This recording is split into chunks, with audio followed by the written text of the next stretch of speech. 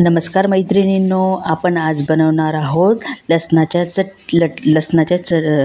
पातीच्या लसणाच्या चटणी।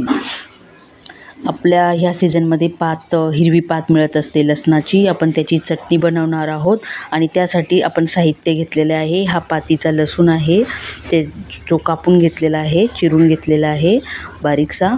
आणि ही मस्त अशी अशी भरपूर अशी कोथिंबीर घेतलेली आहे आणि हे खोबरं घेतलेले आहे आपण। त्या चटणीसाठी आपण हे इन्ग्रेडियंट्स वापरणार आहोत आणि थोडंसं तेलही लागणार आहे आपल्याला फोडणीसाठी। आणि हे इन्ग्रेडियंट्स आता आपण मस्तपैकी मिक्सरला वाटून घेणार आहोत। हे बघा मैत्रिणींनो, आपण आता हे मिक्सर घेतलेलं आहे, त्यात आपण लसणाची पात टाकलेली आहे, ही कोथिंबीर टाकलेली आहे आणि हे खोबरं पण आपण आता त्यात ॲड करतोय। आणि हे पण आपण आता थोडंसं पाणी घालून दळून घेऊया।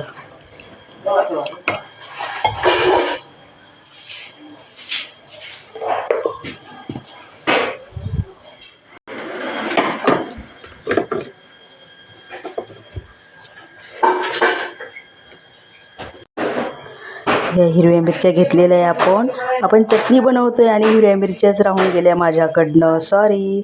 तर आपण या 3-4 हिरव्या मिरच्या घेतलेल्या आहेत, ह्या जाड आहेत। तुम्ही थोड्या बारक्यामधल्या आणि तिखटमधल्या घेतल्यास तरी चालेल।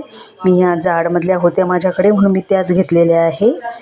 आपण ह्या 3-4 मी घेतलेल्या आहेत। आपल्याला जसं तिखट लागतं, कमी तिखट लागत असेल त्याप्रमाणे आपण घेऊ शकतो। अशा प्रकारे ही लसणाच्या पातीची चटणी थोडंसं पाणी मीठ टाकून आपण छानशी शिजवून घेतलेली आहे। मीठ सर्वात शेवटी टाकायचं आहे, त्याने छानशी टेस्ट येते। आयुर्वेदाप्रमाणे भाजीत सर्वात शेवटी मीठ टाकत असतात, त्यामुळे मी सर्वात शेवटी मीठ टाकलेलं आहे। आणि आपली चटणी छान रुचकर चविष्ट झालेली आहे।